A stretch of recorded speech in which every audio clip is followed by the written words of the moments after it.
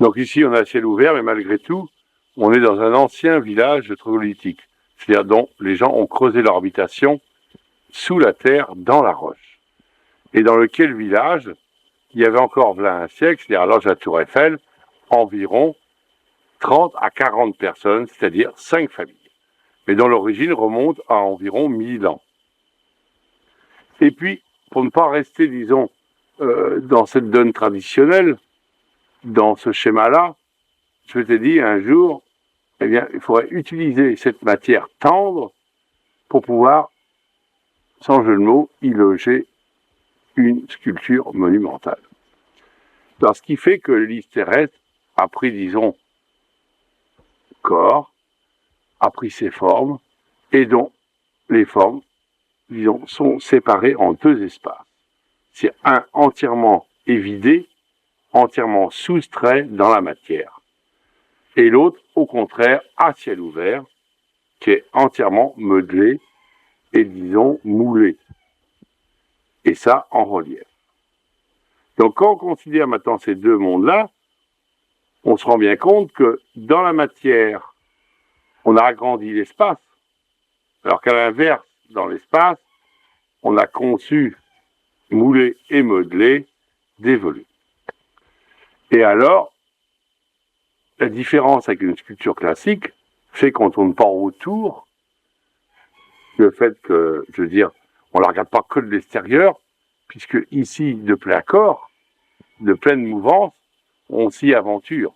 C'est à l'intérieur des volumes, à l'intérieur de l'espace creusé. Au même titre qu'à l'extérieur, on peut se déplacer, se mouvoir sur les formes à ciel ouvert.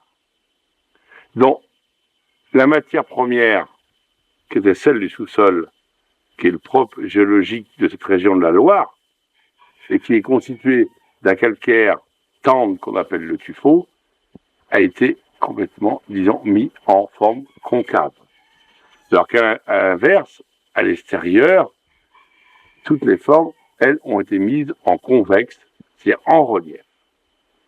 Et en plus, il faut faire, en quelque part, fonctionner sa mémoire, parce que quand on est sous terre, on est soustrait, sans jeu de mots, à la partie extérieure, et vice-versa. Je dis ça parce que les volumes qu'on retrouve à l'extérieur, comme en sous-sol, sont quasiment de la même espèce.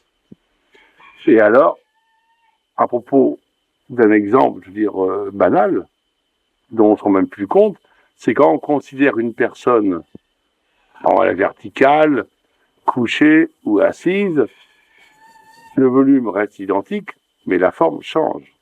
Et ça ne nous empêche pas de reconnaître cette personne-là. Alors ici, par rapport aux sculptures, l'identité, c'est que chaque volume est constitué d'un paysage graphique en relief, soit à base de boules, à base de carrés, de pyramides, de triangles, qu'on va retrouver dans les concaves ou dans les convexes. Et au même titre que la personne assise ou debout, eh bien, il y a l'élasticité. Donc, c'est pas un simple négatif positif. Et l'identité d'une personne, ça va être ses yeux, sa tête, ses vêtements. Eh bien, ici, ça va être ces petits micro-paysages graphiques en relief. Alors, dans tous ces contrastes-là, il y a le fait que le sous-sol, il a été, disons, aménagé, il a été, disons, creusé, dans lequel on va retrouver même pas de sol plat, parce que, disons, le corps est très sollicité dans ses mouvements. Mais on est dans une matière tendre. À l'inverse, à l'extérieur, on se retrouve sur une matière dure. Au même titre qu'en sous-sol, on peut dire qu'on a affaire, en quelque part, à un espace obscur. Alors qu'à l'inverse, à l'extérieur, c'est un espace clair. Au même titre qu'en sous-sol, on se trouve dans un climat quasiment invariable. Alors qu'à l'extérieur, ça va être l'inverse. Autant, par exemple, en sous-sol, on va se retrouver dans un monde enveloppé, qu'à l'extérieur, on va se trouver dans un monde développé. Donc, toutes ces données-là font qu'en quelque part, eh bien, c'est un peu comme le chaud et le froid, le jour et la nuit, hein, la peur et puis le fait de rigoler, je veux dire, faut bien sortir de la gueule de temps en temps.